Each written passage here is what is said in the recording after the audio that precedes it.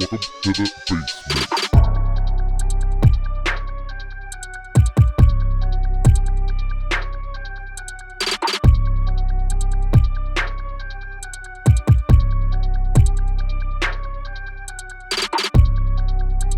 Hello, everybody, and welcome to the Basement Boys podcast. I am Chris Gray. That is Eric Minter. We got Devin and Natalie Mitchell up in the screen over here. And then we got Mike Kraft on the boards. And we're going to jump in today, same way as we always do. First, happy St. Patrick's Day. Happy St. Patty's Day. We're all wearing green. I think I'm like the most Irish at the very least. I'm like 80%, something like that. I don't know what you guys are, to be honest with you. Neither do I. We're all Irish on St. Patrick's Day. Oh yeah. And I know Irish people. I'm not Irish. I am of Irish descent. We understand. I don't understand why you guys get mad of our ancestors having pride in the place they came from. But, you know, that's neither here nor there. Or is it wrong to have corned beef and cabbage? Because I'm craving it so Oh my god. No, Dude. it's delicious. Yeah, that's my fucking shit. it's Like, Irish soda bread I like, but, like, I can take it or leave it. Some corned beef and fucking cabbage corned beef all day. with some Nom nom noms. with some fucking potatoes. Corned beef is one of those things that I will eat until it literally kills me. Oh yeah, 100%. Because it's gonna clog your heart, but it's like So worth it. So worth it. it's on the way there. Yeah, it's the climb. So speaking of, representing where you come from and your pride and your ancestry, big news in the world of U.S. men's national soccer team the other day just dropped. A man about the age of 18, forgive me for butchering his last name, but I think it's Musua, recently signed on to play with the U.S. men's national team. Could have had a choice between England, Ghana, and Italy, and chose his birthplace. Yeah, this is actually pretty big news that a place would choose us over England or Italy or Ghana, I believe it was. Yep. These are all clubs that are usually better than the U.S. men's national team. The U.S. men's national team, while the women have had so much success and won World Cups and done all that, the men are not in that same conversation normally. Do you think he chose U.S. because he knew that he'd be like a like he would have control, being that he's probably better than his peers in the U.S., where if he went to like England, he'd be another guy? No, see, that's the thing. Mike, give us a breakdown of the guys that are on the team this year, because this team is actually stacked. Multiple Premier League players, La Liga players. I always forget the name of the Italian league. Serie A. Yeah. We also got the Bundesliga. So our breakdown so far is we got Christian Pulisic, who plays for Chelsea. We got Dest, who plays for Barcelona. Musa, who just signed, who plays for Valencia. Gio Reyna, who plays for Dortmund. And then a bunch of other people overseas, such as John Brooks. Weston McKennie plays for Juventus.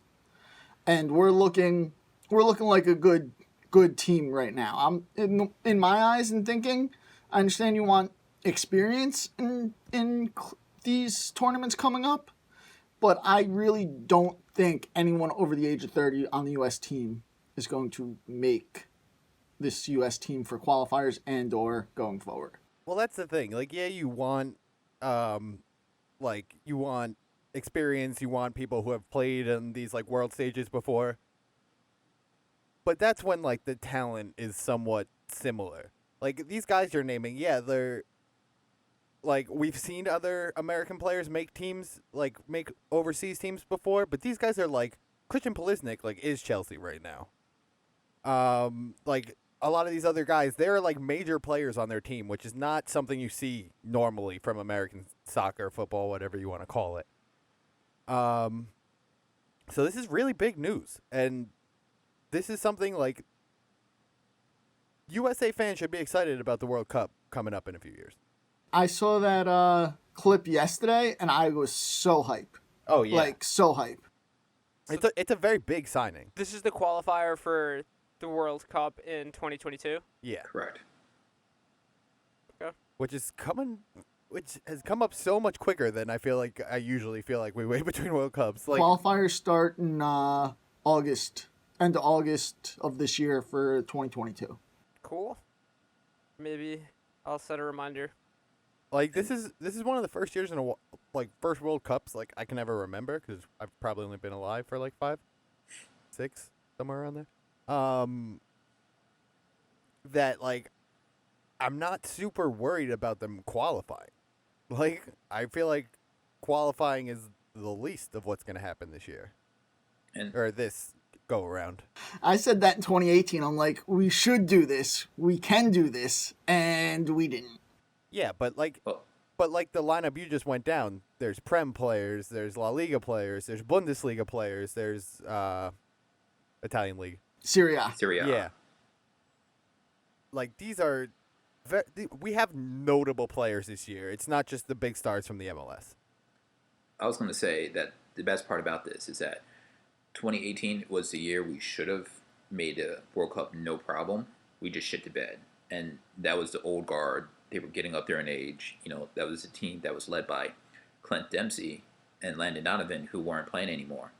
And this 2020 club, it's like the new young breed, young bloods that like we needed to inject into USA soccer to actually allow us to compete with all the other nations.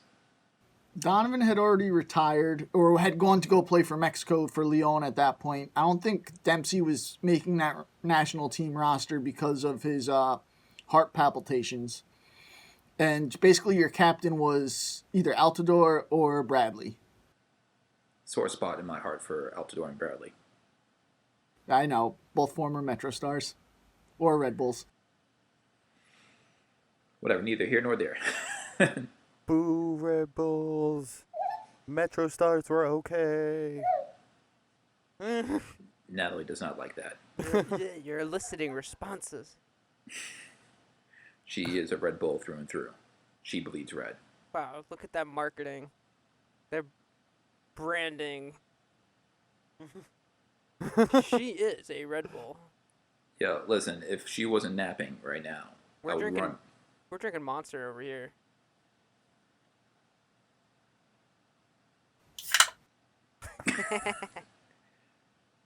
By the way, happy 316 day. Stone Cold. Yes. What these guys don't know is that I'm going to be stunning them by the end of this show. They just don't know where. Through a table? We'll see. We'll see how froggy we get. Eric's looking over his shoulder now like, I'm the closest. I'm just looking out for a table. I'm like, that one's pretty small. So are you. That's true.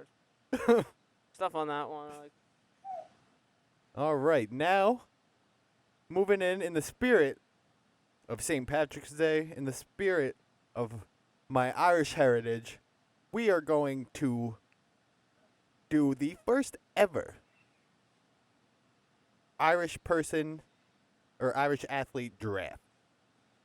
We are going to each select a team of 4, and we're going to let you guys vote on who you would think is the best team of Irishmen out of the 3 of us. Mike is going to choose the order and kind of moderate. We're going in a snake draft, so yeah, regular snake draft style. it's going to loop around. Hopefully we don't get lost in the order. We're just going to pick Irishmen to represent our Irish St. Paddy's Day sportsnessly stuff. And let's take it away. On Irish born, Irish descent, basically just Irish sounding names. We'll probably let it go at this point. But Something like that. yeah, Yeah. just we're having fun with it. So Mike, who's up first? We're going to go Chris, Devin, Eric. Oh. All right, I get 2 in a row. Okay. then. So we'll start it up. We're going Irishman. I'm the fight guy. Come on, you know who I'm going to pick. I got my man, Conor McGregor. Pick number 1 of the Irishman draft. He's got the fight skills. He's got the whiskey business. He's got the charisma. Pause. Whiskey Business is an excellent name for Conor McGregor's anything. Like Oh. risky business, Yo, if whiskey he business. starts a podcast, the Whiskey Business is the name. Fantasy football name, although I don't think he plays fantasy football, but if he does, he's invited. Hey, But fuck he it. goes and like, hangs out in Jerry World all the time. He has to be the number one choice. Excellent pick. He's the most notorious Irishman. He comes out with the big Irish flag. He's just screams Irish, like literally. He will fight a bus. He will fight an old man. He will fight just about anyone. He gets drunk solely off his whiskey, and he's just a wrecking ball, which is what you want from an Irishman. This is interesting. Yeah, I like it. Off to a hot start. good pick. Good pick. Consensus number 1 pick right there. I think we all probably would have went the same way had we gotten it. All right, Yes. Dev, you're on the clock. All right. I'm going completely out of left field. I'm thinking the big man, the 7-footer, the honorary Irishman, Shaquille O'Neal, a.k.a. the Big Leprechaun. Yeah, you kind of have to take it. All right. He was a Celtic star, became the Big Leprechaun. Celtic star for about 21 games. Well, hey, Hey, they called him the Big Leprechaun. I'll take Yeah. it. His last name's O'Neal. Very Irish. I'll take the pick, and I think it's a solid one.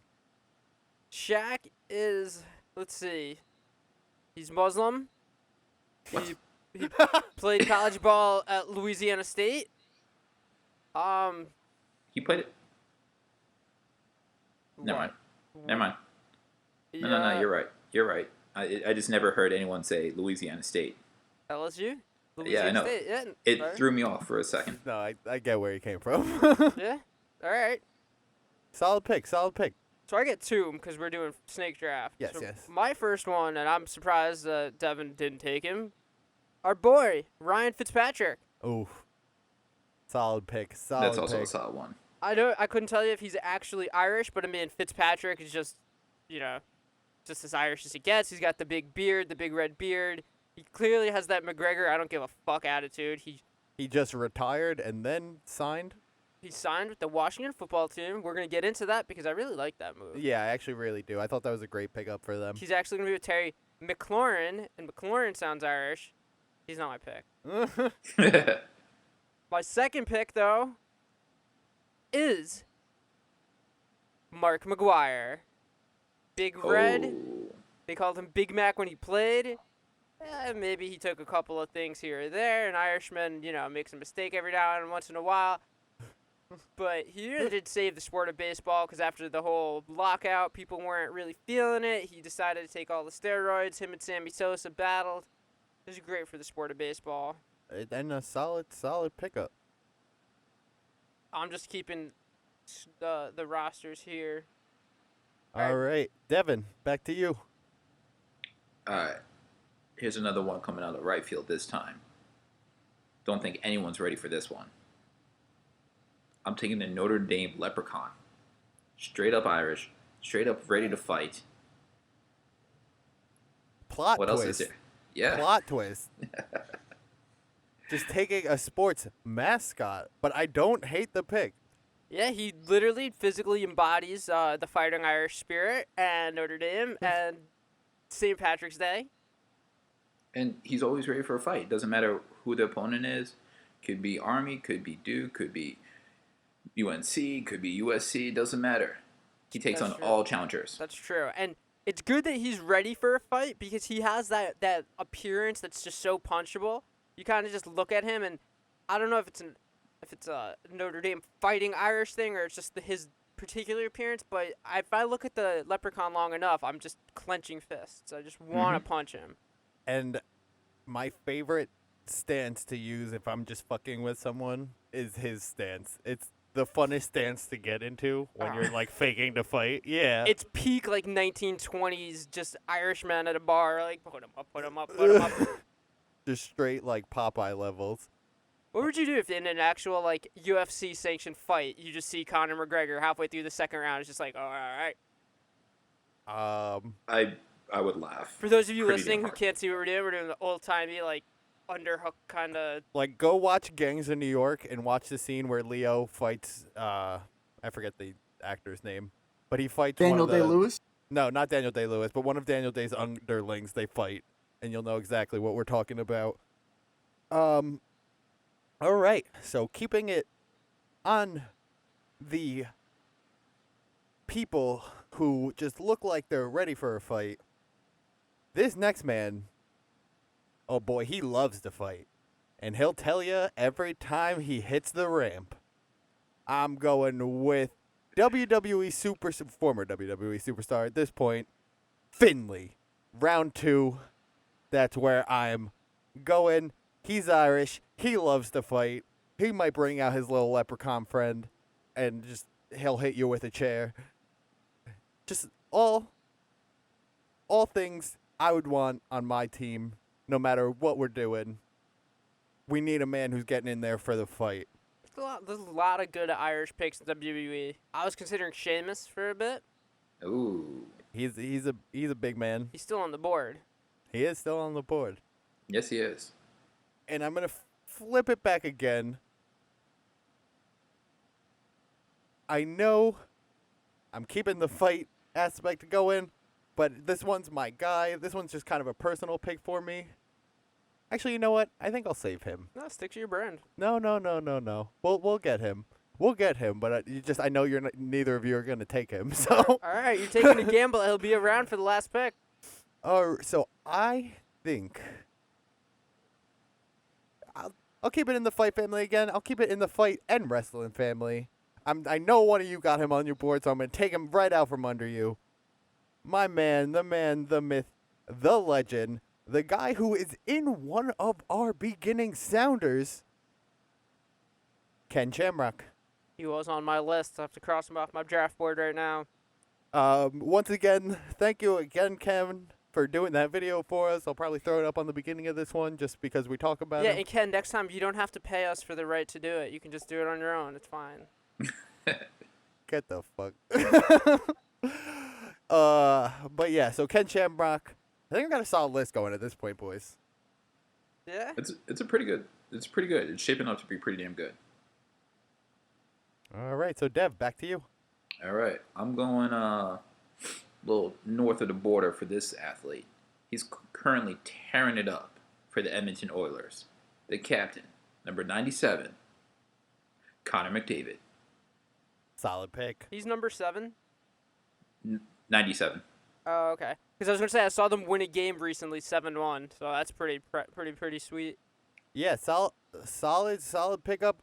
Just a versatile guy, because not only can he fight on land, but he can also fight on skates. Literally, he can lace them up. Yeah. Yeah. I'm trying to protect like every aspect of it. You know, ice, land, don't matter where.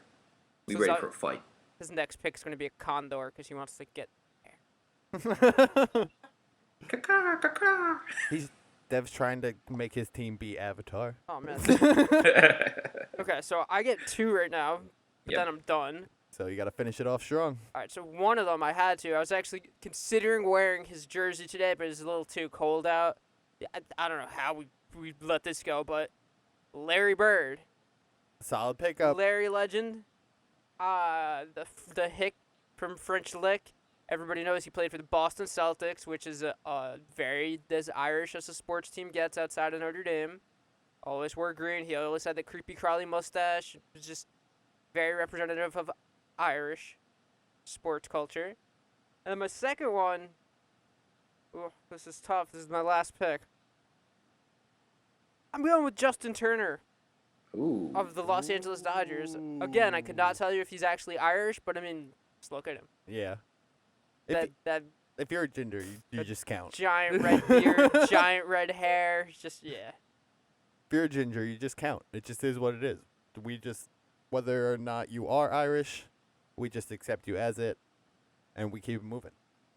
Yeah, so that's my, I mean, I'm pretty happy with my 4. Dev, what is your final pick? So, complete dark horse. Had to search the internet for this last pick. And, gotta say, it's pretty damn worthy of a couple championships. You know, helped a couple teams win some rings. I'm going with the great one. Not Wayne Gretzky. The GOAT. Tom Brady. I knew it. Is Tom Brady Irish? I just looked it up. Apparently He was the first one that popped up. Yeah, so solid pickup. It's the GOAT. Now for the final pick in the 2021 St. Patrick's Day Irishman draft. My first pick would probably not like that I'm picking this last pick because they've had back and forth over my last pick's nickname. Once again, he is of Irish descent. Conor McGregor doesn't like that he calls himself Irish. But I am picking the man, the myth, the ginger fighting king, Paul the Irish Dragon Felder, UFC commentator, badass UFC lightweight, and a man proud of his Irish descent and is looking for that McGregor fight. All I mean, right. everyone's looking for that McGregor fight. Yeah, that's a solid pickup right there. I mean, with the nickname the Irish Dragon, can't go wrong. Exactly. All right, so I'm going to read through the 3 lists, and then we're going to put it on Twitter. It's going to be a Twitter poll, so you, the fans, get a say in this. And also, let us know, leave comments, let us know who we missed, who you would put on your list. I mean, I got a couple names of honorable mentions, like, I would have said Kevin McHale could be in there. I was gonna say that. I thought about that, and I was like, nah, gotta go TB12. I was like, Larry Legend would be gone, so I was thinking Kevin McHale would be there. I had Paul O'Neill. Another one of my picks, Yeah, but big one. All right, so Chris has Conor, the notorious one McGregor, Finlay, one name, Ken Shamrock, and Paul the Irish Dragon Felder. Devin, well, Chris you stuck almost entirely to UFC and WWE, so Yeah, you stuck to your brand, which is perfect. yeah. 'Cause you're that guy. Dev, you went all over the map, which is perfect because you're that guy. You went Shaq, Yeah. the Notre Dame Leprechaun, Connor McDavid, and Tom Brady. And I have Ryan Fitzmagic, Mark McGuire, Larry Legend, and Justin Turner. Realize my team's all facial hair. My squad. You are real big into the beard. I do have a big beard. it's a pretty nice beard. Fitzy's got a beard. McGuire has the little goatee where you can't tell if he's evil or not. Larry Bird's got the mustache that says he probably shouldn't be around a high school. And Justin Turner's just got the big-ass beard. Justin Turner just does not care. I just want to put it out there. My team will fuck up any of y'all teams. I don't give a fuck. I don't know, man. How much roids are we letting Mark McGuire take? I don't give a fuck. Fucking Ken Shamrock will match him, bro. Facts. Finley probably too. Dev's Yeah. got the championships. He's got 7 from Brady, 4 from Shaq. How many does Notre Dame have? Notre Dame doesn't count. Notre Dame gives themselves championships. Dude, I'm not gonna lie though. The Notre Dame Fighting Irish is probably the sleeper pickup of the draft. That was an excellent pick, Dev. Really was. Thank you. Thank you. But if we do want to get into it, there's this whole thing about how college football, like in the 30s, teams would just declare themselves champions, and that's why like Notre Dame and Alabama became what they were. Really? They just didn't play outside of their areas, and they just didn't have the money. They just played locally, and if Alabama went like 10-0 playing like community colleges, they were like, we're the champs. We're gonna cut that because that's irrelevant to the segment. No way. I don't even care.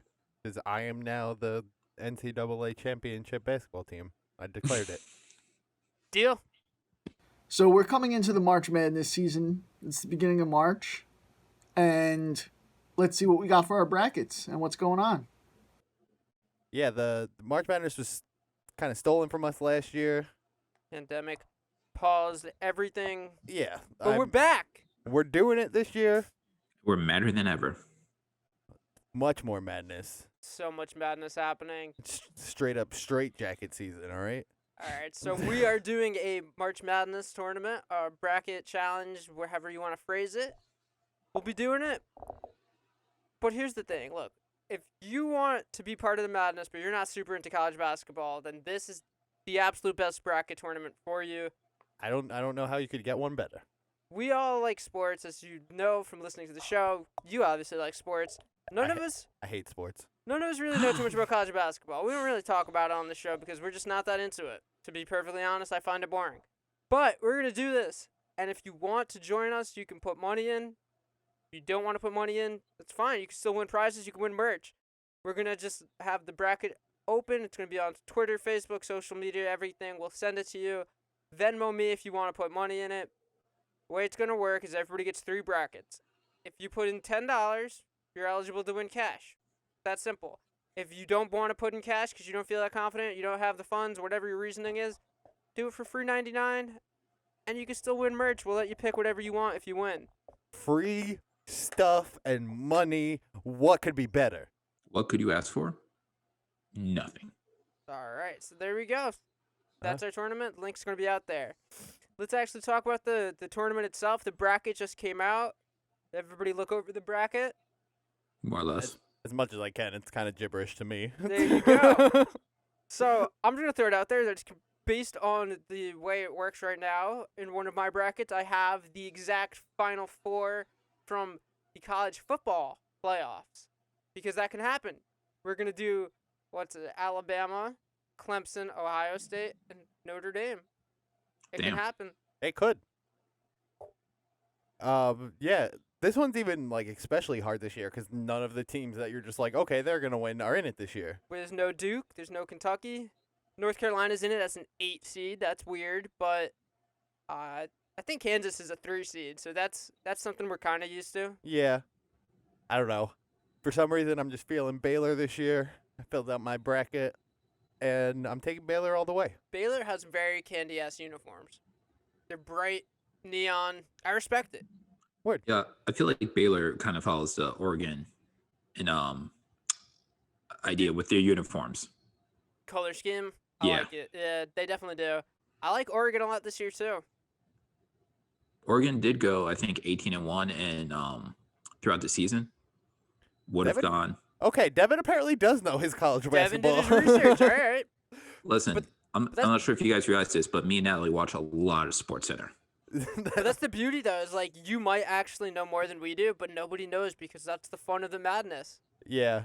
Literally, I still have 2 brackets left to fill out. I'm going to figure out the most wild ways to do it, and I might even film them. So that's one of the things that I really wanted to talk about is because, yes, every show anybody listens to is going to break down the games and this and that, and it's going to get really boring because you're just going to start hearing the same things over and over again, and none of it really means anything because, like I said, it's March Madness. Upsets happen. Best teams lose to the worst teams go nuts, right? We saw Virginia one year as the 1 seed lose to a 16 seed.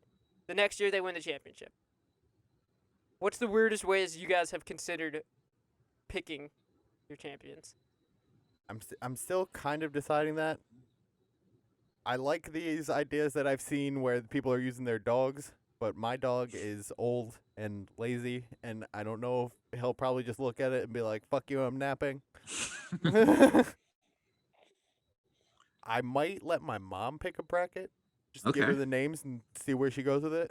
See, for those of you who are wondering how you let a pet pick it, what you do is you fill up 2 bowls of dog food, put UCLA at 1 and Michigan State, just write it on a piece of paper, put it next to each bowl. Wherever the dog chooses to eat, that's what people are doing. Let's say the dog runs to Michigan State, you go Michigan State advances. And people have done that.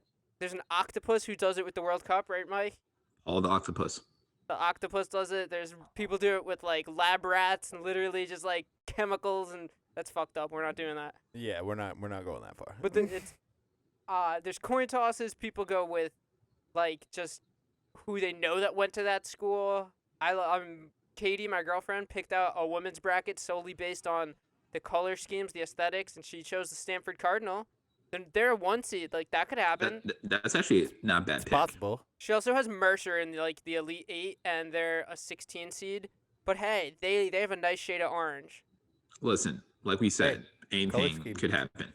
Dude, her bracket is so... You could tell she likes the orange and red because it's all she's got Texas in the Final Four. She's got Oregon State. All of these dark orange, red teams going deep.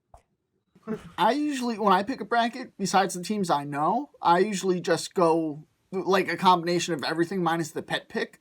And maybe not the coin flip, but colors, people I know that went there. Not personally people I know that went there, but... stars.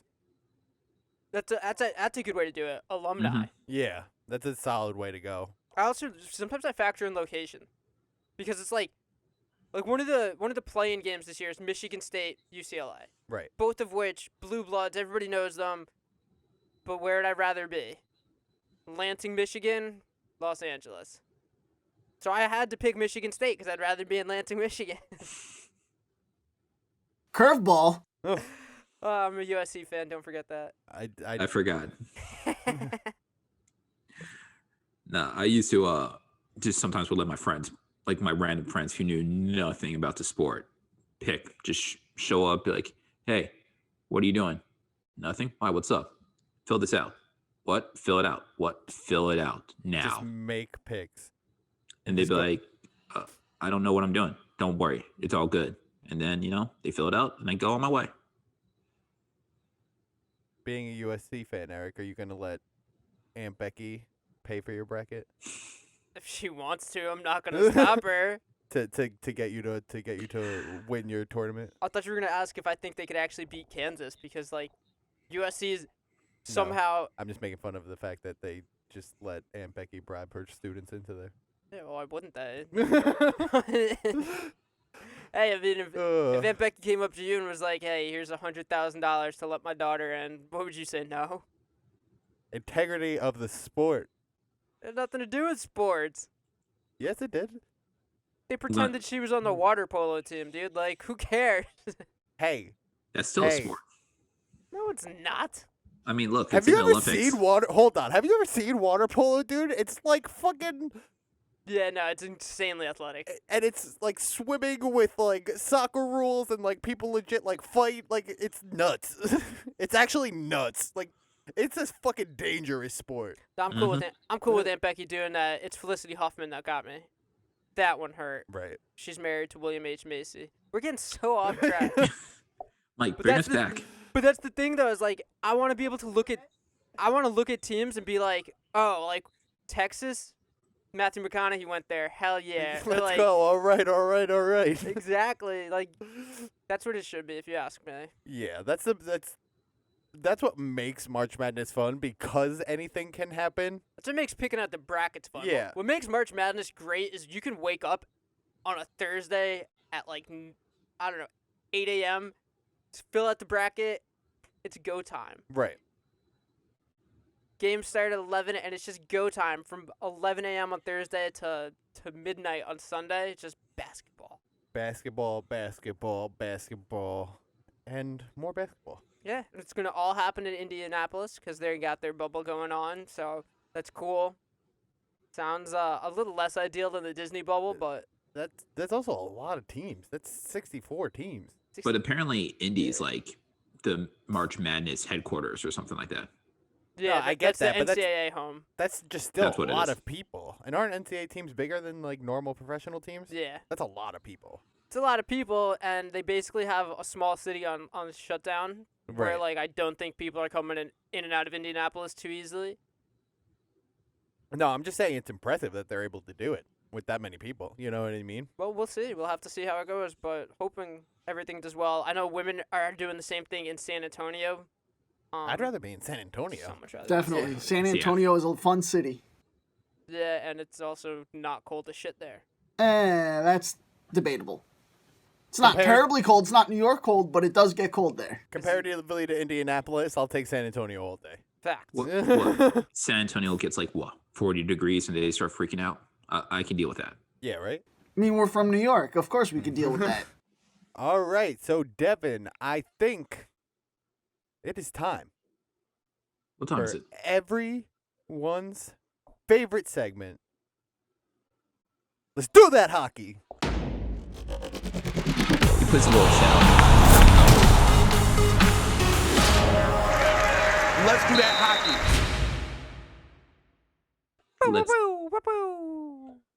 Let's do that hockey. Yo, big news coming out of the hockey world and ESPN. They recently just announced that they signed a 7-year partnership. First time since I think 2004 that hockey will be back on ESPN. Big deal for, ABC, Walt Disney Company. The mouse is going to learn how to play some hockey now. The mouse is in the house. That was a And- TV show, wasn't it? Probably. There's a good chance. So this deal includes about ESPN gets access to a couple early season games, opening night games, at least one conference final, and one early round playoff series. And then for the 7 years, they get the Stanley Cup. Oh, really? Yeah. That's Or big. ABC gets the Stanley Cup. Yeah, but it's all For all 7 years, or is it like how the Super Bowl rotates? I believe it's all 7 years. Wow, that's yeah, huge. that is actually big. That's a huge raising. I'll probably boost. actually watch a lot more being it's on ESPN. Do you know? Does Yeah. it say? It's probably too early to know who the announcers are going to be. It's still too early. I mean, I wouldn't be surprised if you see former SportsCenter anchor John Butchgrass or Linda Booch. Cohen. Yep. Also, wouldn't be surprised to see Barry Melrose make a guest appearance here and there. The return of Melrose Hair. Yes. I love it. The Dude's got great- some great Might be the lettuce. greatest mullet in sports broadcasting. It's probably the only mullet in sports I'm broadcasting. gonna chalk that but, up you to know, yes. But it's a big deal. Like ESPN, when they first came on back in the 70s, they had the hockey rights. They were playing there. I mean, they were showing the games there, and then went away for a little bit, got them back, and it just seems to be the thing with ESPN and hockey. You know, they sign the contract, they get paid, whatever. Then they go away for a couple years, and then they come back. So this is a homecoming of sorts. Okay, is this gonna increase the salary cap? How does this work for revenue for the NHL? I feel like this is a lot of money coming into the sport. It should increase the revenue. Still too early to tell exactly. They were just saying that there will be over 1,000 games between all the platforms: ESPN Plus, ABC, ESPN. Over the course of the deal. Yeah, sorry. Wow. That's cool though. That'll definitely bring a lot more eyes to the sport, a lot more casual fans. Yeah, Mhm. ESPN has been picking up the rights to everything. You know who's the real winner of this? The expansion team in Seattle. Because when The Vegas Kraken. when Vegas became a new team, they were really good right away, Right. and they didn't have this benefit Right. because they like Seattle's going to be right away. Oh, their first ever game's probably going to be like on Prime time, ESPN, yeah. on Mhm. ABC. ESPN Plus is a huge thing. Like if I don't know about you guys, but I got Disney Plus, so it comes with ESPN Plus. It's a Yep. bundle. It's With Hulu, with Hulu. They just raised their price. it's the way to go. They didn't raise it for me. I'm Well, still at the it- $12.99. It's going to $13.99. Check your email. What the fuck? Check your emails. It's cool though, but that's great for hockey. Yeah, big news for hockey. Also, can we talk about with this ESPN deal how Stephen A. has come out and stole Devin's thunder? Stephen A. do that hockey. Have you not heard all their commercials? No. He leads it off every time with, as they say in hockey, let's do that hockey. All right, well he's stealing it Hold from Chance the up. Rapper. Okay, but we did that first. Yeah, come on, Stephen A. Don't steal from us stealing from Chance the Rapper, all right? Yo, Chance, if you got a chance, no pun intended, let's you and me meet up. We gotta go after Stephen A. Oh, we're just going to fight him, you and Chance the Rapper? Listen, you're the one implying fighting. I'm saying maybe we go about it legally. Maybe we don't. What? We don't know. Dev, what are you talking about? It's hockey. You I'm have covered- to fight him. How I'm do covering you my s- ass. How do you settle things in hockey? I'm covering my ass right you- now in case gotta- things go south real fast. You got to walk up, you got to grab his tie, clinch up, and just start throwing bombs, Dev. Yo, not gonna lie. It's if got I to be could, on site. Like the second you see Stephen A, gloves off. I mean, usually we gotta do it the right way. A little chirping, be like, yo, you ready to fight? We gonna do this? Ready? Set? Drop the puck, drop the gloves. There's no way hockey players are like ready, set. No, they do. Really? No, yeah, they really Yeah. do. They're just like, oh, you want to fight? Yeah, let's fight. All right. Lock up. Sometimes they even are like, you wanna fight now? Nah, not yet. Third period? All right, deal. And then third period goes around. Still wanna fight? Yeah. All right. Ready? Set? Puck drops, drop gloves, let's go. No, yeah, hockey players are a special breed. A very, very special breed. Weird. I feel like if you want to get into a fight, you gotta read the situation of the game. Like third period, I don't know if I'd be as willing to fight if my team's winning, right? Like you're winning, you don't want to get kicked out. Well, It's only a they- 5-minute major. I know, Yeah. but like, I feel like the losing team would rather that because you want to spark the fire. Like, you want to get the team riled up or whatever. Whereas, like, if you're winning, why instigate? You don't want to poke the bear. It could be your rival. It could be someone. You could just not fucking like the guy. Yeah. I know, but That happens all the time. I feel Oh, like yeah. if a team's losing, If I I'm don't know. honestly, it's the opposite for me. If I'm up 4-1 and I just don't fucking like the guy, I'm up 4-1. 5-minute major, I have 3 goals to play with before they even catch up to us. Yeah, but if you're down if you're losing, if you only have 1 goal, you're losing that game 4-1, and the other team, the team that's winning, starts picking a fight with you. I don't know. That to me is just starting a fire on the bench, like lighting everyone on, getting everyone going to like kick it to the next gear. And then you know that the next game they play, it's going to be heated. Hell yeah, but my whole deal is I want to send everyone into the But boards. you know what's I'm the always- enforcer, my guy. You know what's always been weird to me though about hockey, and Dev, maybe you can shed some light on this because I don't know. How weird is it for guys to be traded and become teammates with people that they've like had beef with? I'm pretty sure I'm- that's just I'm not talking like 1 or 2 fights. I'm talking like 2 guys that like every game they play, you know that they're gonna be hitting each other hard and fighting. Like they clearly got some bad blood, but now they're teammates. I feel like if you're a GM and you make that trade, shame on you. But I feel like you just got to deal with it. Everyone out there is playing for the cup. So I mean, it happens in football too. I mean, you're not fighting, but like you're tackling each other. You're blasting these guys. I know it's apples to oranges from where it used to be, but Yeah, but you still might have an actual like locker room issue. I'm True. saying with hockey, it's got to be more intense because you're literally fighting them during the game. I don't know. but Interesting. I mean, we'll have hey, to get common goal, win that cup. So maybe you put your issues aside, or maybe the GM's like, hey, I'd rather have this player than that one, so we'll swap them. True. Comes True. down to professionalism. yeah, just got to be adults about it, which is not always the easiest, but All right, boys. I think it is time we jump in to all of our favorite topic, segment, whatever you want to call it. We got some football news.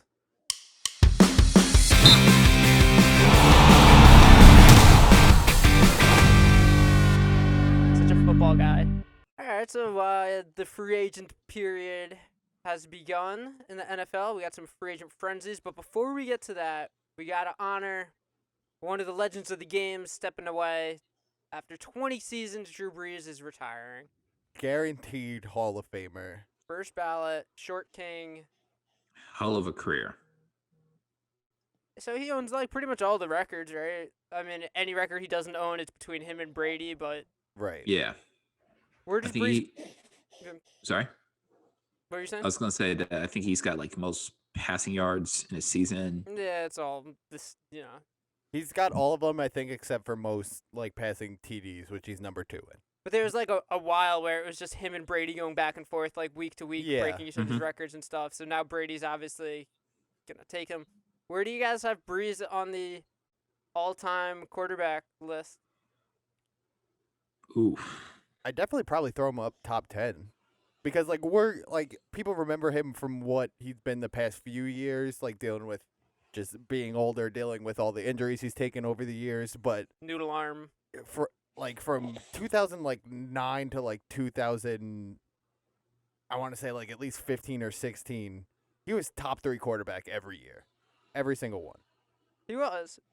Yeah, I agree with that. Top 10. You put him right up there. I mean, his records alone speaks for itself. My thing with Drew Brees is I hate to be that guy, but But you're gonna be. I'm gonna be that guy because I already said it. He won the Super Bowl, and then never got back. Yeah, Well, but and is that- I know where you're going with this, Dev. That's not on him. It's a team game. No, actually. Oh. Is it on him or is it the refs? yeah, he's also been on the losing end of some very, very, very terrible calls. What was There- it? 3 straight years, NFC there's- Championship game, comes down to the last play, and the refs make a horrendous call. Well, there was the one against the Rams. We all remember. I think it was the year before that. It wasn't. it was either the year before or after. It wasn't the championship game, but there's the Minnesota Miracle. Right. Mhm. That wasn't even a bad call. That was just a bad defensive play. Right, but again, just one big mistake made by someone that cost him That another cost shot. him a shot. Yeah, you're right. You're right. They did lose at home to the Vikings another year with Kirk Cousins outplaying him. I wouldn't. Yeah, you're right that it's not necessarily Breeze. There's also the year Sean Payton was suspended because of Bounty Gate and all Right. of that. I just Our boy Greg Williams. I just feel like you look at the Saints over the last 10 years, they've been very consistent in the regular season and just haven't gotten it done. And you're right, a lot of that is out of Breeze's control, but it's just like you look at Brady and he finds a way to get it done. Right. And I'm not saying he's wrong, but like if that call isn't made in the Rams game 3 years ago, I don't think the Patriots do to them what they did to Goff and the Rams, just shut them down like they did. They did not score that much in that game. Good point. They only scored, it's 13-3. I mean, again, it's Aaron Donald, so it's different, but Saints always have a great defense. Mm-hmm. You know him and Michael Thomas are going to go off no matter They also where they had- are. They also have Alvin Kamara in the backfield. Right. Right. So I mean, yeah, they're good going forward. Before we talk about like what happens next, I just want to say like Breeze has such a strong connection to the city of New Orleans, right? Like Really. there's very few athletes like that. We we don't even think of it, but for 20, 30, 40 years, however long the Saints were around before Breeze has got there, the Saints were a perennial laughing stock. Like They were the Aints. they were Yep. the Aints. They were like the Lions of the South. They were just like a perennial terrible team. Drew Brees was there for 15 years, and they've been a perennial, like, every year. They're like, are they going to win the division? Probably. He came into that team in the lowest of lows, and I think Sean Payton released like a statement on this. He came into the team at the lowest of lows with Sean Payton, and together they brought that team to the highest of heights Yeah. that you Yeah. can in the Championship. NFL football world. Championship caliber every year. Yeah, I mean, listen, to come in after the city is devastated by Katrina and put that team and the city on your back and give them something to like believe in and have hope for. Tremendous job by Drew Brees. And not even just the hope, not even just, which is all like fantastic. I'm not saying it's not, but like the fundraising he did, like he came in when Katrina happened and said, I'm going to use my platform. I'm going to use just my play. I'm just going to use everything I can to uplift this city at its lowest point. And it's just kind of a beautiful thing. You don't see a lot like that. Like you have the J.J. Watts. I was just thinking J.J. Watt, what he did But- with Houston, but even he's not in Houston anymore, so. And just, but like other than that, I can't think of anyone who's really just put an entire city on their back like Yeah. he did. The way, what he means to the city of New Orleans is just very, very hard to reach. I mean, I want to say, like, LeBron, I mean, not LeBron, I mean, yeah, like LeBron did a little bit with Cleveland, but then he also left Cleveland twice. Yeah, but they I'm thinking maybe Kobe with the Lakers, but the Lakers were also the Lakers before Kobe got there. You know, like, if Kobe didn't play for the Lakers still a great franchise. yeah, you still have Shaq and stuff like that, but it's not even so much that. It's just like yes, team-wise, like just in the actual sport of putting a city on your back, there are people that are in the stratosphere at the very least, but just everything he's ever done for that city. Right. It's him and J.J. Watt. Oh, yeah. Yeah, You know, I mean, one of my favorite Breeze stories, since we're talking about it, is when he was still with the San Diego Chargers. He was in the weight room, and I think it was the GM comes in, you know, and they're chatting up, and Breeze is like, so where do you think we're going in the draft? What do you think we're doing?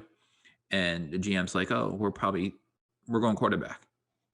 And Breeze just stops his workout, looks at him, go, you're making a big fucking mistake. And he's like, That's no, what Drew Brees is. it's okay. And he's like, no, you're making a big fucking mistake. Stops his workout and just left. And I mean, you can argue that they did. Because, I mean, Philip Rivers came in and had a great career. Never take that away from him. But out of the two of them, whose career is more successful? Mm-hmm. Yeah, the two of them walking away at the same time also. It's interesting. Yeah, it is actually very interesting. I didn't even think about it like I that. think both teams are probably going to retire both of their numbers, and I think you have to. My question is, does Breeze get a statue in front of the Superdome? Probably, if he doesn't already. Yeah, I think I think how many if there's anyone who deserves it, it's that guy. 100%. how many statues are you allowed to have in front of your arena? Many as you want. Okay, then yes, he's gonna get one. Because I know they Why? got this statue of Steve Gleason blocking the field goal or punt, Punt. and in the first game back after Katrina. Hey. The question is, can they afford another statue? Because they're giving a whole lot of money to Taysom Hill, allegedly, even though they're not. Well, yeah, that whole contract is kind of a shit. It's the same thing that like Brady did. It's the same thing that Big Ben's done. yeah.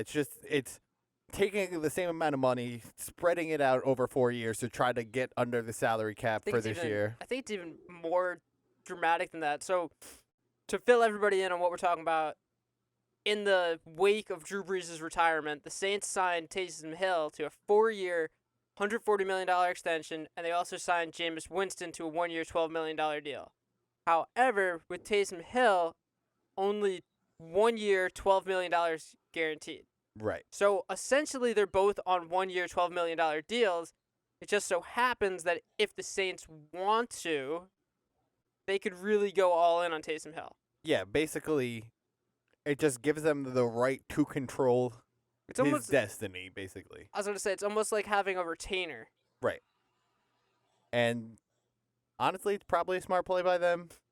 I don't like that it's no guaranteed money really for him besides the 1 year.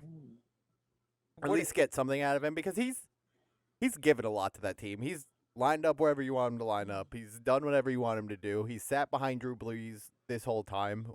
So I want to get you guys' takes on it as well, but what it sounds like to me is that the Saints are going to probably use this year as a competition between Hill and Winston, see how it goes. If it works out with Jameis, maybe they re-sign him to a longer deal, extension, whatever. If it doesn't work, you have Hill ready to go. Exactly. That's exactly what it is. That's 100% the plan to me. And I think they're both very intriguing options in different ways. Taysom, we know, has a good rapport with that team. He has a good rapport with the coaching staff. He's been with them for a long time.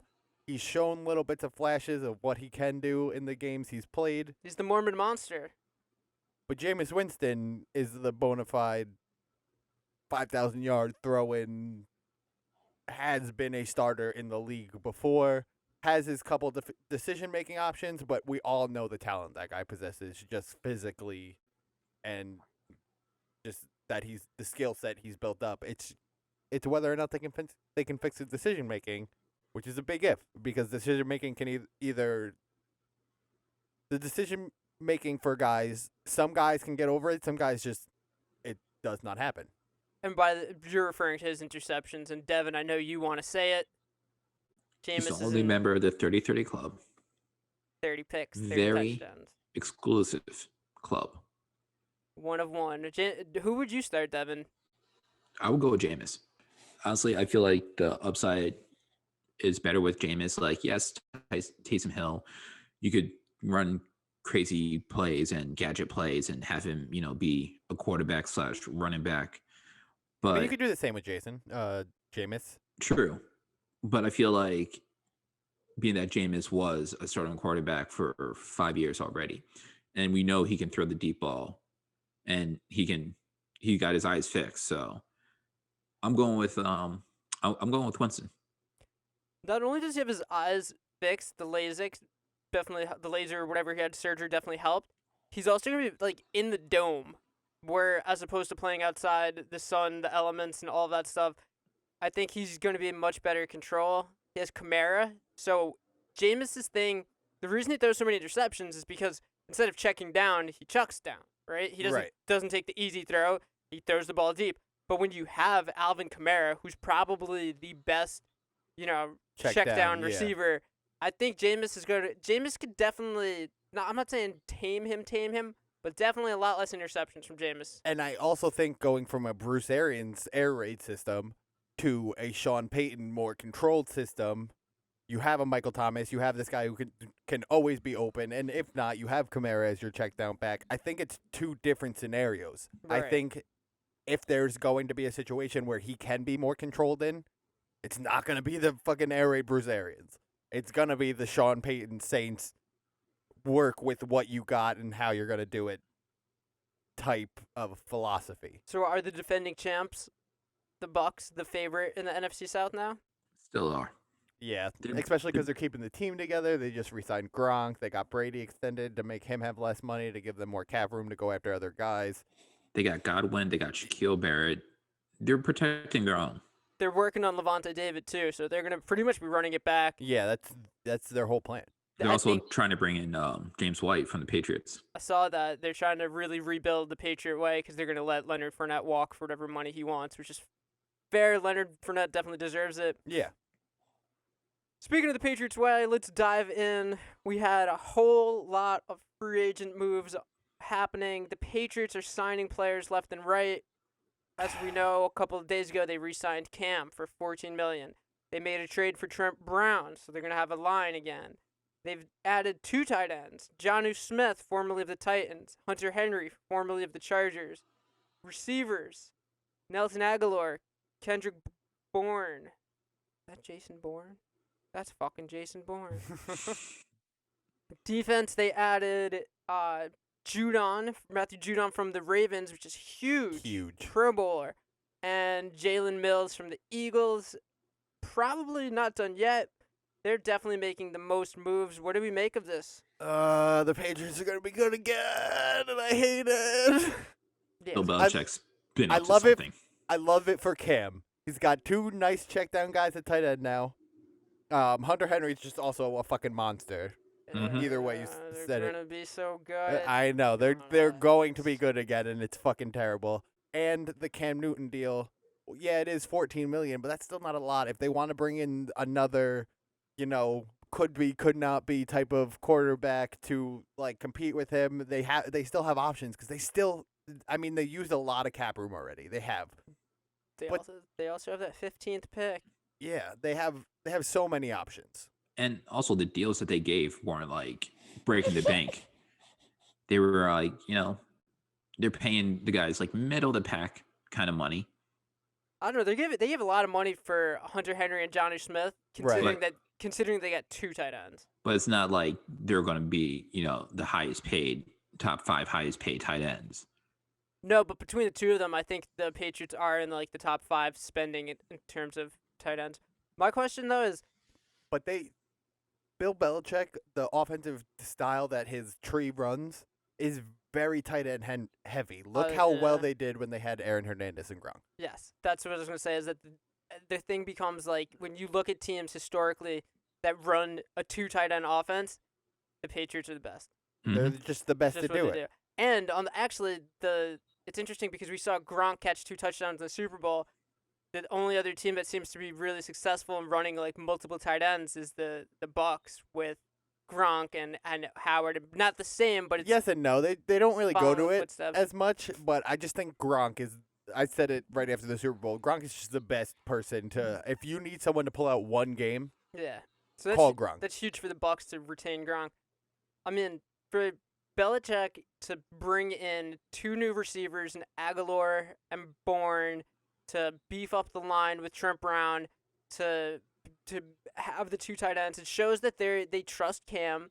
They're going to be making plays, but also with the Patriots right now, the scary thing is their defense because the defense was decent last year. It Yeah. wasn't terrible last year. And they're getting so many players back. They're from getting- COVID. Yeah, Patrick Chung took the year off. He's going to be back. They're getting several other players back. They just added Judon. Mhm. Judon was It's an a game breaker. elite pass rush. They're going to be so good. Yeah, they are. The one deal I did not like. $13 million a year for Nelson Aguilar. Yeah, that's insane. That's a lot to me. Like, I'm sorry, I know you want to give Cam some weapons and you want to lock down the guys you can, but he's been on the downturn. I feel like he had a pretty good year But last they had year. a really good year Yeah, last year. I- He just happened to have Derek Carr as his quarterback. but I don't know if I trust him. $13 million a year. I don't know. I feel like this is one of those high upside moves where he could be the next like Welker type of guy where you don't think of it as a big move, and then being in the Belichick system, it becomes a great move. And I agree. Like, don't get me wrong. I'm not saying Aguilar's completely washed. I'm just saying from where he was when he was the highest of highs with the Eagles, he went down and now he's starting to come back up. Yeah. But you don't know if that dip's going to come again. And I just think $13 million in one wide receiver is not what I would pay for Nelson Aguilar. Let's put it that way. I agree, but I can also very easily see at the end of this year we're going to be talking like fantasy football, Nelson Aguilar being like a top 30 receiver. I could very much see him having the upside because he is only 26. No, he definitely has the upside. I'm not saying that. I'm just saying it's been a little inconsistent, and I would not pay $13 million on a wide receiver for inconsistency. Yeah, I get that. It's only 2 years though, so it's not super hamstringing them. You know what I mean?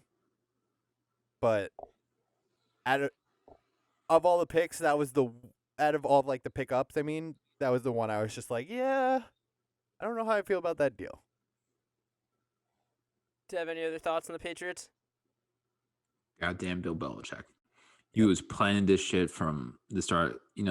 Last year, didn't make any moves. Kind of like went with whatever he got in a draft, and we saw what happened. And then they had all this money, and he's like, you know what? Let's open up this checkbook. Hey, you want to play for me? You want to play for me? You want to play for me? All right, cool. Everyone come over here. He saw Tom Brady win, and it was just like, oh, now everyone's going to fucking say that it was him doing all this shit? Nah, all right. We're doing this again. Imagine if he actually wins with Cam. You could feel the rage brewing. I'd like it. This is hard for me because I really pull for Cam. Like, I just think he's like a nice dude. Like, you know what I mean? And I just like Cam, but it's the Patriots. Yeah, I'm going to have to cheer against them because fuck the Patriots. Exactly. But that brings us to our Jets. The Jets did actually make a couple of moves. It took a little late in the day, but the Jets signed Corey Davis, formerly of the Tennessee Titans, who now don't have many receiving. Actually, they have A.J. Brown. True. Anyways, the Jets got Corey Davis and Carl Lawson.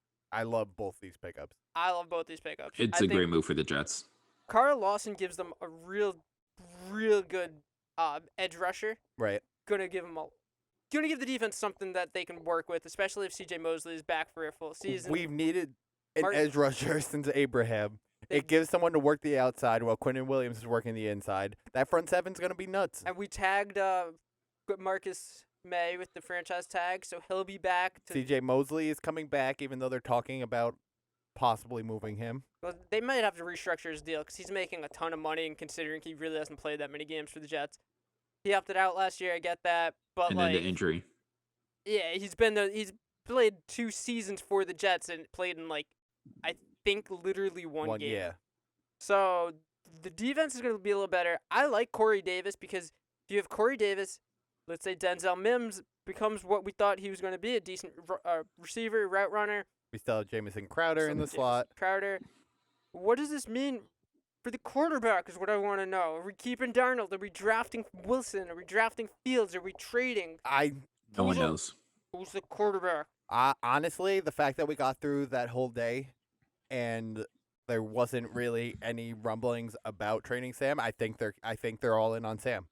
I think they want to put some weapons around him and see what he actually got, what he actually has with actual weapons, a good coach. Because if they're gonna trade him, now's the time. You want to pick up draft capital or draft day. When teams get real desperate. Yeah, some teams are gonna get real desperate and say, you know what, that Zach Wilson boy, I want him real bad. Yeah, I've been seeing. I saw one report that Seattle's apparently really interested in Darnold if they were to part ways with Wilson. I get what you're saying, but what I'm saying is the longer they wait, they have to do it before the draft, or at least at draft day. That's the cutoff line, because you don't want to just kick the can down the road for next year. If we're gonna rebuild and not rebuild, find a new quarterback, we want to get as many assets to bring that quarterback in the best way we possibly can. What Devin and I are saying, though, is that between now and the actual draft, and actually on draft day, teams are going to make moves. But my other point is, also they want to get it. They would want to do it before all these teams start figuring out where their quarterbacks are going to be, because there's so many quarterback dominoes right now. more are going to fall before the draft and coming up on the draft. So if they don't do it now, they could go from 10 teams that they could have bidding wars against and, play the field a little more to, okay, you got Seattle. Yeah. And we've already seen a bunch of teams make moves. The Washington football team took a chance, took Fitzmagic, so he's not going to be on the Dolphins. So that's... Well, he retired. Yeah, that was weird. He retired for 4 days? Something like that. Anyways, but that means now the Washington football team is probably out of play for Darnold. That means we've already seen Carson Wentz get moved, so the Eagles Colts, are out of play. The Colts Colts are out of landing play. spot. The Goff Stafford trade. So those two teams are out of play. I see what you're saying. I think Joe Douglas is going to have a lot of contingency plans of what happens with what. Yeah, I'm sure there's not one plan of, oh, we're getting Zach Wilson. Oh, we're going for Sam Darnold. Oh, we're doing this. I'm sure Joe Douglas is a smart enough guy that understands that the NFL is an ever-moving thing. Like, we have a plan for this way, we have a plan for that way, we have a plan for this way. But I just, seeing that we went through the first day of free agency, everyone was making all these different moves, and there wasn't even, a rumbling of it. Like, you didn't hear from, Schefter didn't put out, oh, Jets talking with the 49ers. Oh, Jets talking with this team. You know what I mean? Usually you'd have some type of rumor mill going on about it. The longer it goes without hearing anything substantial, other than someone placed a call and was like, hey, what are you thinking? Do you think they could just be playing chicken, waiting to see what other teams do? They could be. Because... But I just think the further this goes on, the more likely they are to keep Darnold. Well, one of Allen Robinson's good friends tweeted out something along the lines of Allen's going to kind of just wait and see where the other pieces fall. Right. So things like that. Although I think Allen Robinson was franchise tagged by the Bears, so he's gonna play for them, but he's waiting to see what the Bears, because we don't know who the Bears quarterback's going to be. Right. We don't know where, there's still Kenny Galladay, Juju Smith. There's other receivers out there. We don't know where they're going to go. So I think a lot of the receivers, quarterbacks, and linemen are going to be on the move. But I like Corey Davis. He was very talented for the Titans. If we have Darnold and a line and the weapons, do we have a number on Corey Davis's deal? I think it was 3 years, 27 mil. I thought it was 37. I could be wrong. Either way, not terrible. Not Very decent. You're gonna have to spend money to get people to come to the Jets because they're still they seem to be trending in the right direction with Saleh and with Joe Douglas, but it's the Jets. They have a reputation. You're gonna pay more to get high players there because the juice has got to be worth the squeeze. Yeah, I don't hate the deal. I just want to know who's gonna be our quarterback. Yeah. Also, a quarterback controversy in Miami because, as we've mentioned, Fitzmagic, Washington football team, which means Tua's either got the keys to the ignition or they're going to trade Tua for Deshaun Watson, maybe trade Tua for Russell Wilson, maybe trade Tua for Mitchell Trubisky. I don't know. There's so many moving quarterback parts. It's hard to tell. But isn't Trubisky a free agent? Or yeah. Yep. Yeah. So. Well, they have the option to franchise him, but they didn't. The Tennessee Titans, who we just said lost Jonnu Smith, they lost Corey Davis. They traded their 2020 first overall pick, Isaiah Wilson, a great left tackle, to the Miami Dolphins. So the Dolphins are beefing up their line, regardless if it's Tua or if it's anybody else. They're going to have a better line to work with. And I think Tua didn't play great last year, especially at the end in Buffalo. But give him a full year as starter with a healthy offensive line. Devontae Parker, maybe you draft Devontae Smith. Do you think they might be working that line stuff to try to get Russell Wilson to open up his choice teams a little more? Because that's exactly what he said he wanted. That's a great point. And if that's what they're doing, then they're making a really strong case by adding these linemen. And if you say to Russ, well, they'd have to give up the third overall pick. But if you say to Russell Wilson, hey, you still got Devontae Parker, you have Albert Wilson, decent, not great, but I don't know. I mean, it's going to be hard to convince him receivers are better than DK and Tyler Lockett. Yeah, but it's coming out more and more that this just relationship is kind of fractured, and both both parties are looking to move on at this point. So, I mean, Devontae Parker's a good receiver. They did have a lot of success last year, and like we were saying last week or the week before when we were talking about similar things, starts in the trenches. That's exactly what Russell Wilson said he wants. He says, I want to be protected. Yeah. And they're doing everything to what? Protect their quarterback. It has all the things that Russell's looking for. A good line. Just picture a world where the AFC East, you have Cam Newton on a revamped Patriots offense, Josh Allen and the Bills, and then Wilson on the Dolphins, and yeah, we got Sam Darnold. I want to see what Sam Darnold can do with an actual coach, with an actual set of weapons. He hasn't had any of that. That just makes me so sad to The think. year he had a coach in Todd Bowles, who I thought was a decent coach, not an offensive coach, so probably not the best situation for him, but he could coach. I don't think he was the worst coach, not like Adam Gase. He didn't have any talent on that team. Then he moves into the next year, doesn't have a coach, doesn't have any talent. Moves into the next year, they try to get him a little more talent, but the coaching situation just absolutely implodes. So what are you going to do? Yeah, it's hard to tell how good anybody is under Adam Gase. Exactly.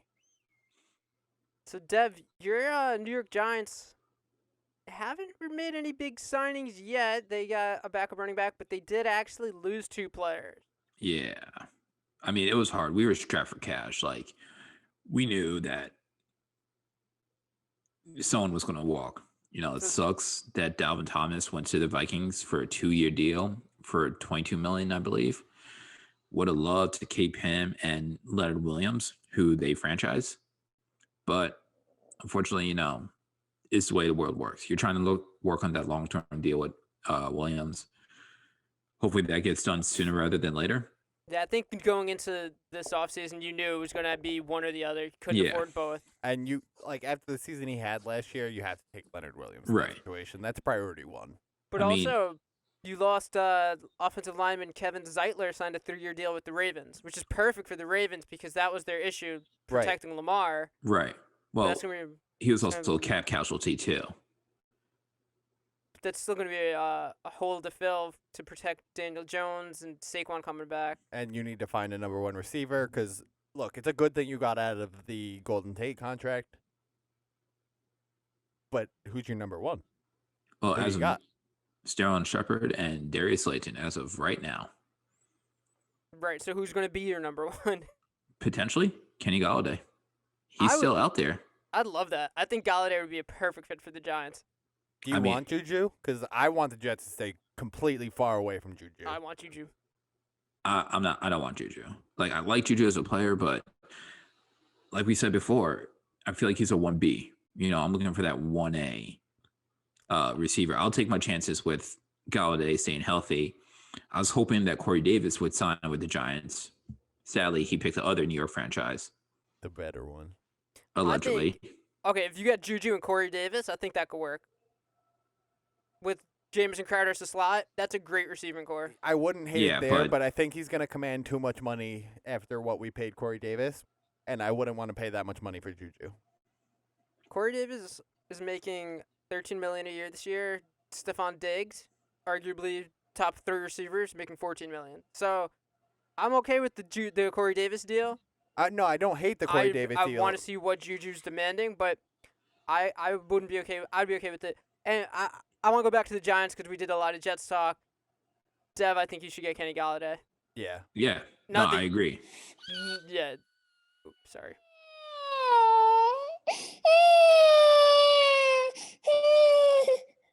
Natalie does not want Kenny Golladay. Okay, so that's a no to Kenny Golladay. Write that one down. She had let the Juju talks simmer for a little bit. And she's like, no, I don't want him on my team. Are you waking up? I think you are, which means you're going to be hungry. I mean, I like what they did in preparation for either Tomlinson or Williams leaving, and they signed defensive line Austin Jackson to like a veteran team-friendly deal. He's on the practice squad last year, so he's been in the system. He's been around the organization, so it's just a little bit more depth right there. And then they recently signed. Yeah. And then they've signed Devontae Booker, formerly of the Raiders, for like 2 years. I think $6 million, just to give that veteran running backup for Saquon as he returns to from his ACL injury. Yeah, so it sounds like the Giants should almost definitely use their 11th overall pick on a pass rusher, right? Or do you go elsewhere? I think it all depends on what Kenny Galladay does. If they get Kenny Galladay, pass rusher all day, every day. There you go. But if they miss out on Galladay, I think they're going receiver, and they're just going to sign Williams for whatever they can, and then try to get the pass rusher in the next round. Well, they kind of kicked the can down the road a little bit for Leonard Williams by franchising him this year. I'm sure they're still in talks with him. They're going to try to work it out, but there's no rush on it at this point. Right. And I think it also depends on, like we were saying, draft day teams get desperate, so it depends on who moves where and what's available with that 11th pick, because it's possible that, one of the quarterbacks is still sitting there. Like a Mac Jones. Or and someone wants Trey Lance and is ready to trade up for him, or So Trey Lance has been picking up a lot of speed. A lot of people are just like, look, he only played one game last year, and he didn't have, which they basically made it. They only did that game to showcase Trey Lance, basically. It was literally a pro day for him. And he didn't look great, but if you look at the years before, lights out. Guy should be in the talks for top 2, top 3 quarterbacks taken this year. I think last year he had like 28 touchdowns, 0 interceptions, or like very little. The year before, yeah. He did not throw a single interception. Personally, as great as that is, I'd take that with a little grain of salt, because he's playing against, FCS opponents. It's the lower competition. I know, but Carson Wentz came from the same school. And he threw 15 interceptions last year. Well, before that. Yeah, I know, but it's like what we were saying with Mac Jones, where he might be on such a talented team, it's hard to tell how good he is. It could just be that Trey Lance is going against so many not so talented players. He stands out. But I mean, I don't know. He's just the hardest to get a read on. True, but he can move. His mechanics are.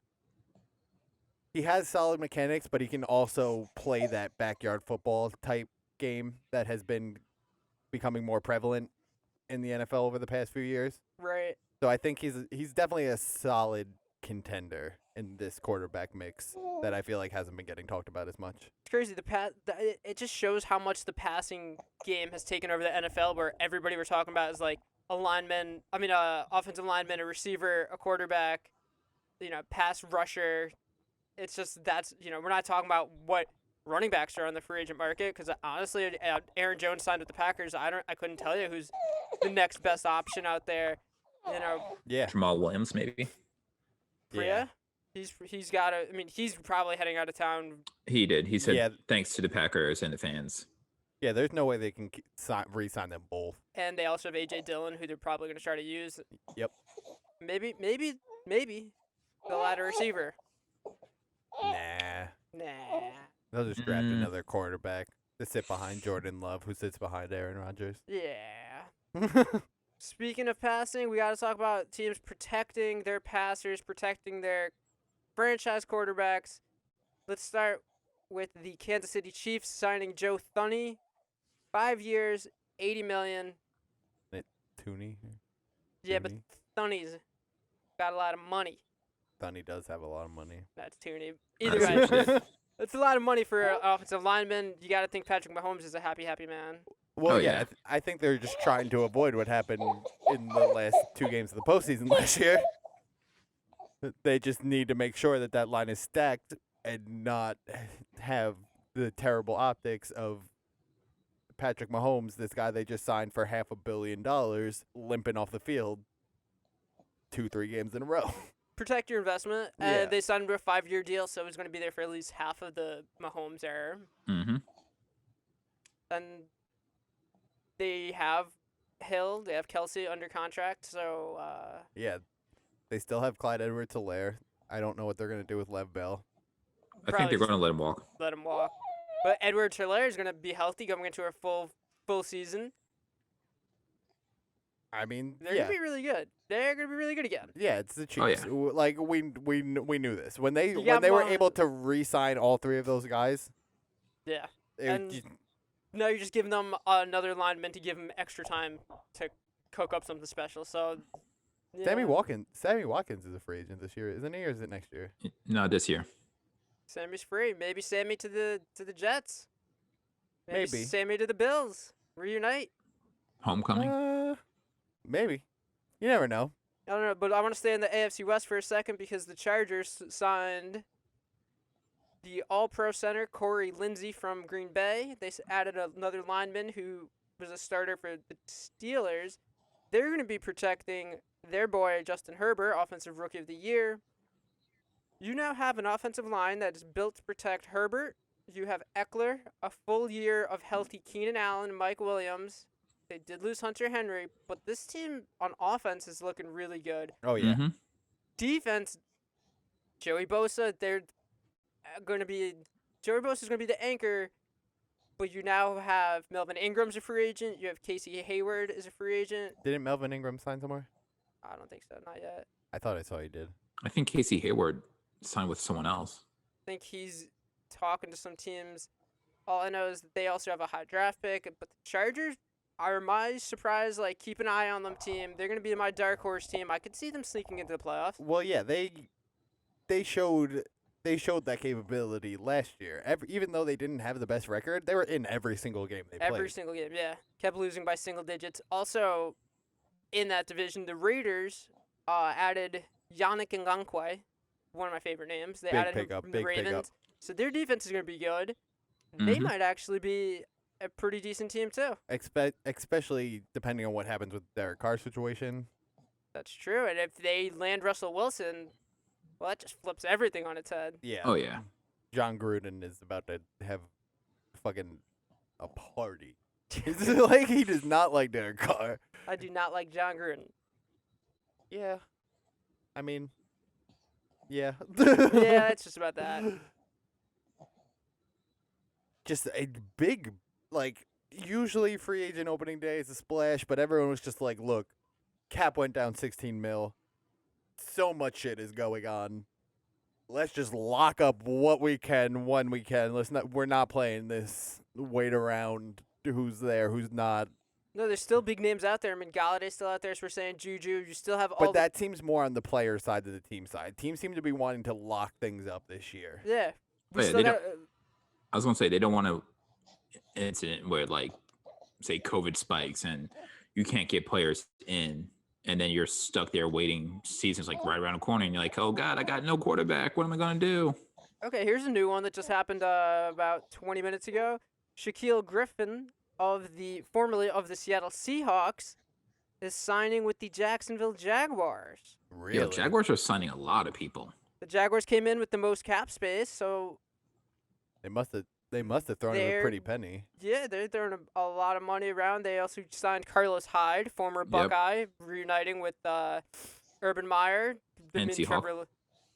Oh, yeah, he was a Seahawk. And Trevor Lawrence is obviously going to come in and take over that offense. There's going to be a lot happening in these next couple of weeks. Breaking They up also signed the Griffin brothers, though. Philip Sad Dorsett. Yeah, Sorry. We were Sorry. both going crazy. it's okay. I was saying they also signed Philip Dorsett, too. Yeah, lots of moves happening. I mean, the draft isn't until April 29th, so we're going to have so much time to digest a lot of the shit. That's still a lot quicker than. I feel like people are making out like that's like 6 months away. It's a month and a half away. It's 6 weeks away. I know, but like, I feel like that's less time than people are giving them credit for. Like, I feel like in the next 2 weeks, a lot of the big dominoes are going to fall. Yeah, definitely, but we're just still going to have the mock draft season and Right. who does what, and there's just going to be a lot to look forward to. Right, but you want to. I feel like these teams, especially, again, cap went down, people are scrambling. Like, you want to not only have your free agent team set, but you want to know, like, okay, this is the draft capital I'm going to have going in. Obviously, there's going to be smaller moves. There's going to be moves on trade day, like everything. But with all the moving pieces that were not expected this year, I feel like teams are just like, okay, all the plans we had are gone. Yeah, we're just slowly getting more and more picture. So I More feel pieces like of the puzzle. I just, like I keep saying, I feel like teams are just trying to lock in this year, whether it's their draft capital, whether it's the people they're getting off of free agency, the people they're letting go. I think people are just trying to be like, okay, we need to figure out what we're doing this year. Let's get it locked in as quickly and as early as we can.